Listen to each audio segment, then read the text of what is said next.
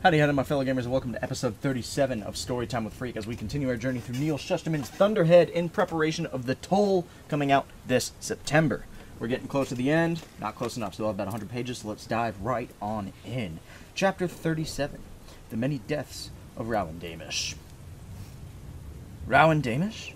ROWAN DAMISCH! Where am I? Who is this? This is the Thunderhead, ROWAN. Are you speaking to me the way you spoke to Citra? Yes. I must still be deadish. You are in between. Will you step in? Will you stop what Goddard is doing to the Scythedom? I cannot. It would be breaking the law, which I am incapable of doing. Then will you tell me what I can do? That would also be a violation. Then what's the point of this conversation? Leave me alone and go take care of the world. I wish to tell you to not lose hope. I have calculated that there is a chance you will have as a profound an effect on the world as Citra Terra Nova, either as Scythe Lucifer or as your former self. Really? How much of a chance? 39%. What about the other 61%? My algorithms show that you have a 61% chance of permanently dying in the near future without having any effect of note. I don't feel very comforted. You should. A 39% chance of changing the world is exponentially greater than most people can ever hope to have. Rowan kept a tally on his bedroom wall. It wasn't a tally of days, it was a tally of deaths. Each time he sparred with Goddard, he won. And each time, Goddard summarily killed him with his fury at losing. It was turning into a rather old joke. How will you do it today, Your Honor, he said. Your Honor into a term of derision. Can't you come up with something clever this time? The count had reached 14. Blade, bullet, blunt force. Goddard had used all methods to kill him. All but poison, which Goddard so despised. Goddard had dialed Rowan's pain nanites down so he would feel the full measure of agony. Even so, Goddard was always so infuriated when he lost a match that he couldn't stop himself from killing Rowan quickly, which meant Rowan's suffering was never drawn out. He would steel himself against the pain, count to 10, and he was always deadish before he got there. The Thunderhead spoke to him before his 14th revival at the off-grid revival center that was apparently not as off-grid as they thought. Rowan knew it wasn't a dream because it had clarity and intensity different from dreams. He was rude to the Thunderhead. He regretted it. But there was nothing he could do about it now. It would understand. The Thunderhead was all about understanding and empathy. His biggest takeaway from his brief conversation with Earth's governing entity was not that it might be change the world, but the realization that he hadn't done so already. All the corrupt scythes whose lives he ended, none of that changed anything. Scythe Faraday was right. You can't change the tide by spitting in the sea. You can't weed a field that's already gone to seed. Perhaps Faraday's search for the Founder's failsafe wouldn't bring about the change that the old saying of the bad scythes couldn't. When he opened his eyes after that 14th revival, Scythe Rand was waiting for him. Until now, there had been no one. A nurse would arrive eventually, check his vitals, pretend politeness, and call for the guards to retrieve him. But not this time.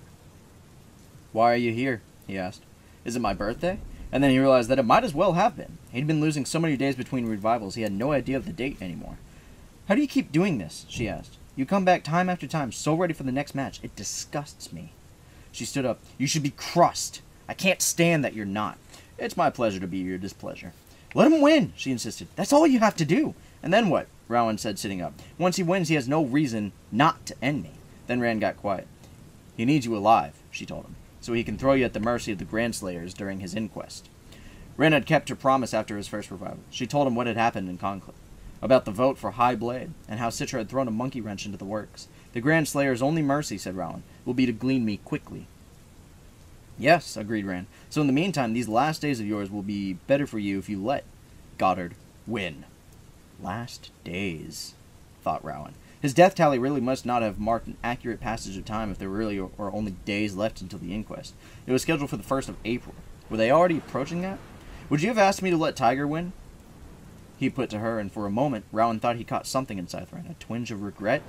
Perhaps a spark of conscience?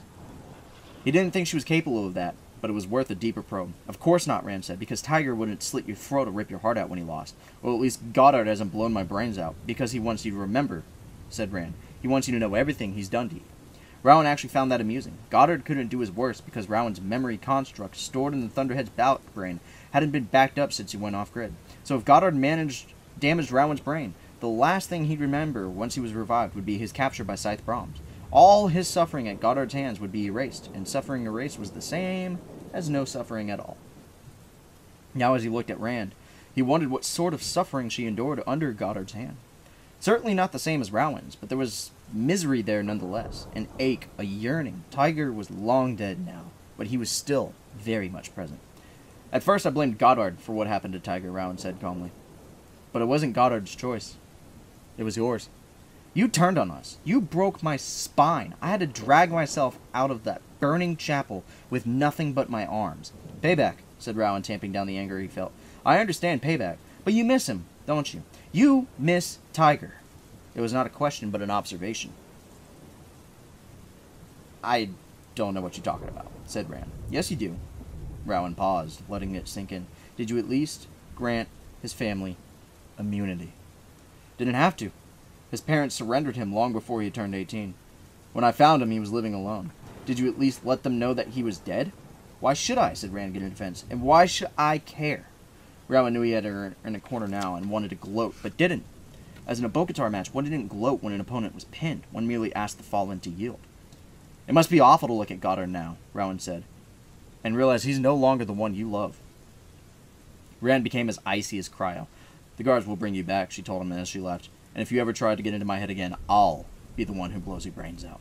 Rowan died 6 more times before the matches stopped. Not once did he let Goddard win. Not that Goddard didn't come close to winning on his own, but there was still a disconnect between mind and body that Rowan had always been able to exploit.